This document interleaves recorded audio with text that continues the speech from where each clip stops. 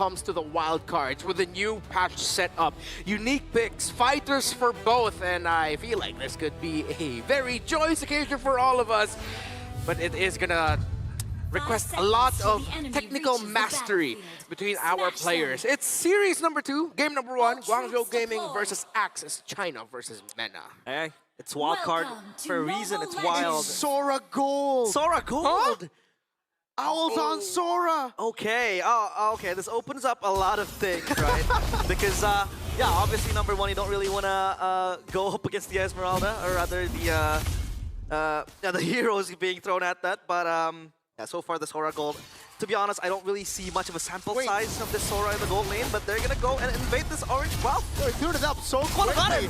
Quanok's able to pick it up now. Oh no, they're gonna be caught. Cananeo caught in the bad spot. Will be able to dash away. Throwaway walks up Speedy. Flickers in. Owl gets away, but Quanok follows in. First blood over to Axe MENA. That's bad. That's very bad. The Sora shut down early, and Quanok will be able to bear the fruits of his labor, stealing that orange buff. It's gonna add more clear for him, obviously, more damage too, and he wanna go in for innovate like this. Uh-oh, Mason Khan actually has the push. Cananeo walking up again, and will be able to get 2! Dude, I know we were expecting brawls, but this is crazy. This is the wild cards I was asking for, Red bro. Mar stands corrected. It's gonna be scrappy. Solo kill down below Modi. Let's go and just fight after fight. That's what I'm looking for when it comes to the wild card. Don't be afraid to stretch the possibilities of the meta, despite how people might say it looks messy. Well, it looks fun to me, and I'm enjoying so far. But at some point, they will have to slow down. Once the objectives are up, especially now for Axe, they need to help Throwboy recover with the fact that he could not get his own orange buff. Oh my God, what is that damage, dude? Just, he didn't even use the Heaven's Wrath. That was just, oh my God. Yeah, that was a Sora cosplay. Is this the same Lucas Valentina situation again we got a few months ago? Nice flip with the taunt. Yo, Modi's getting picked off here. Final slash that now too. Revitalize coming down as well as Modi's able to go for the reset. She now overturn! And they turn it around. Modi jumps back in over Speedy. Flickers out to save this Cananeo. Modi gets the killing spree. It's a shutdown for Speedy as he runs back away. Cananeo, I don't think the rush... Yeah, I don't think they want to go for it. We need to take a breather. Yeah. This is fast-paced, high tempo. Minute number 2. Ow. Solo kill? Still going. Under the turn. Hey, limit testing. Limit testing. Testing. Yeah. That is our keyword for this game number 1. But as we got to see, when it comes to the big team fights, Guangzhou's gaming's damage is a problem for Axe MENA. Together as a team, when Axe MENA gets set up, it's not good for them. Oh, now it's gonna... Okay, Rice Cream just gets taken out there by Mei and Xing. You know, what we were talking about when it comes to teams from China and their slower, more methodical playstyle. Yeah, I like that. Yeah, I like how Guangzhou just completely changed the expectations of a Chinese team. Tone it down and really stepping their foot on the gas. That's gonna be a War Axe pickup, I believe, for the Sora. For also still that handy item for most fighters now, as they try to converge to the mid lane.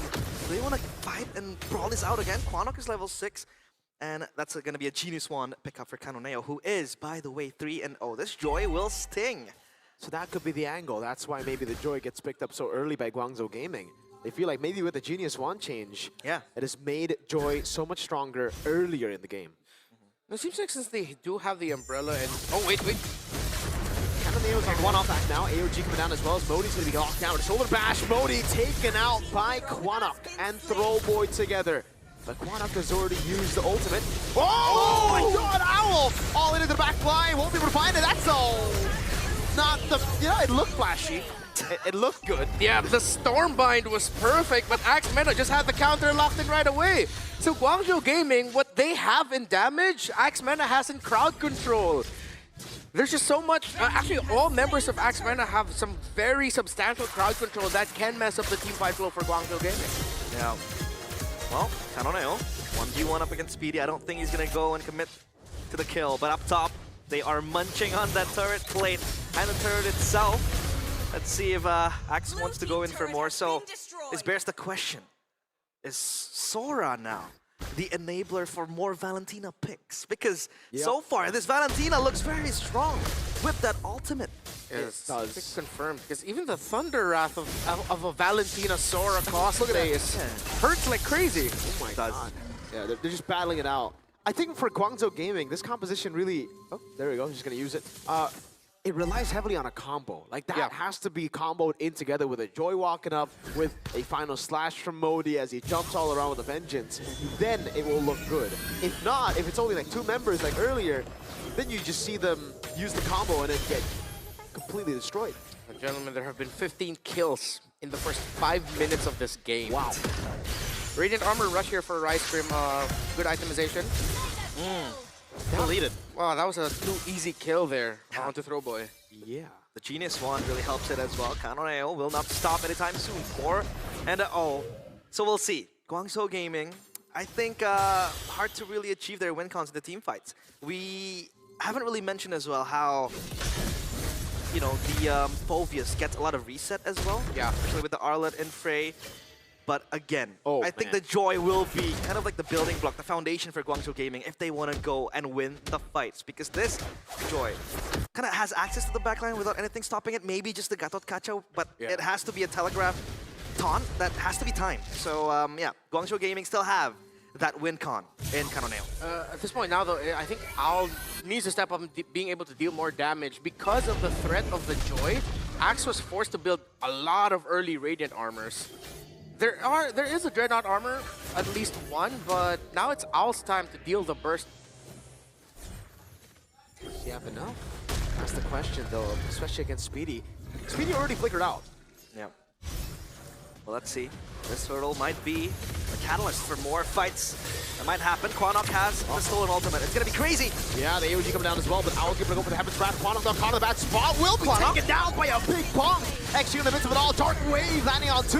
Cannoneo looking for the cleanup now with the electrifying beats, but won't be able to find the right target. It's a 1-for-0 trade right now.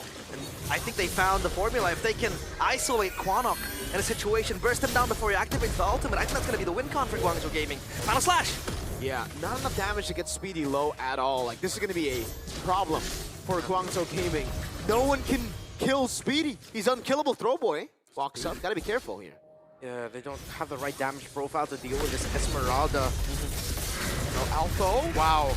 Look at the Phoveus go. Hey man, he's doing Look a at it. lot. Flicker out from May. Respected the Dark Wave. That's him on the try to the final slash on 3. But Cannoneo gets bursted down now. Again, Owl jumping in the midst of it all. Won't be able to get enough damage. Heaven's Wrath as well. Not enough. Quanok still there. Alpho still wreaking havoc, and now they go in onto Owl under turret. Alpho is on a killing spree. Wow, this Phoveus was quite a sleeping giant in the first few minutes, but come minute 8, this Phoveus is crazy again. Resets for days for this Phoveus. Yeah, Guangzhou Gaming, because of how Axmena drafted around the Phoveus and the Esmeralda, the damage that they deal in burst does not do well against 2 of the best heroes that handle long team fights, that can really stretch out the fight. And we see it sequence after sequence. Uh-oh, final slash over the Speedy. Mount a shotgun. Quanok with a jump brings them all back. Cannoneo with the electrifying beast still doing a lot of damage over the Throwboy. We get her terrified in. It will be Throwboy getting out with a sliver of health as Rice Cream runs away. Owl still in the midst of it all. Getting helpless done. Speedy with the flicker in. What a long battle it is. And it is Axmena who comes out on top, not even losing Speedy. What a fight!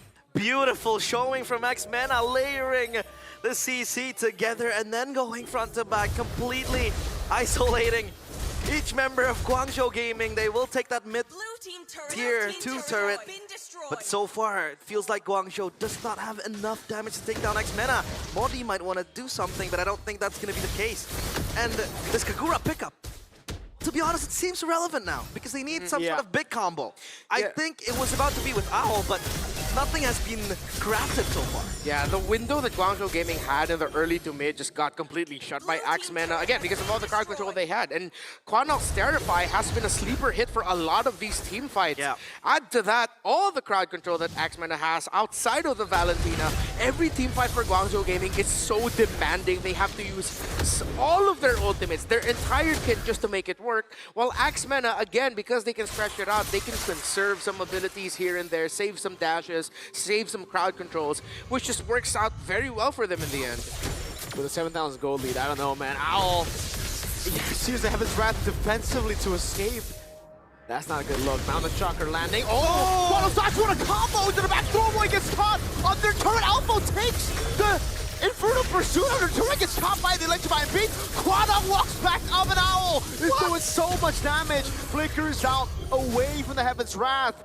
And all of a sudden, the gold lead has dropped. It is complete pandemonium in the Land of Dawn. They're fighting it, juking it out until the end of the earth. And it seems like Guangzhou Gaming, they see that win con, right? They see that if they can pull one combo, it feels like it could be where they turn things around. Yeah. They really need to look at Modi now to be the centerpiece of the comeback. That, again, is I don't think it's too demanding to ask, actually, for Modi to just land another final slash. The formation of Axemen, again, they're not playing around a lot of range. It's mainly the Yi Sun-shin, and he doesn't have the best range even. That there's a strong chance that Modi can just final slash Axemena yet again and then set up Guangzhou Gaming for big burst. Let's see, let's see. I mean, so far, the question is even if they land the combo, I mean, they were able to pull it out, but that was under a, base turret, right? Oh, that's true. But this time around, if they are able to pull out a heavy CC combo, where does the burst come from? I mean, Kanoneo can run around, but, he can do so much because you have Rice Cream who's going to be peeling for his teammate there, just catching the Joy off guard. They need that burst damage coming in from Owl or maybe Kanoneo if he gets the electrifying beats going. Yeah. If not, then it's just going to be another CC and then one, right? I also want to see Mage try to go for Quanok a bit more. Not like this, though. Mountain Chakra AOG as well, locking him down. That's a good final slash in the back line. Throwing away as Kanoneo walks in like my big. Doing so much damage. Alpha still alive, doing so much more as Owl has to flicker away. Speedy goes in for the chase on the flicker. That's going to be the peel from XG when he gets caught with Falling Star Moon. CC immune away. Speedy's too darn tanky. 1 for 1. Well, there you go. I mean, Guangzhou Gaming is still able to hold themselves together. But man, Axemena, it seems like, windows are opening, loopholes are opening for them for a possibility where Guangzhou Gaming might turn things around. Genius One purchase for both players now, Kanoneo and also the Valentina. So more damage, obviously, but it seems like Guangzhou Gaming, they're waiting for a big moment to happen. That might be the item that actually turns the tide in favor for Guangzhou Gaming if they get the setup yet again. Now Axemena. Speedy and Alpha should go down a little bit faster now. They're going to go for the blitz. On the Lord, Speedy's walking up. Kanoneo is looking for one member. It's a Throwboy! Oh man, he goes in for the trace and then he gets killed instantly by Kanoneo.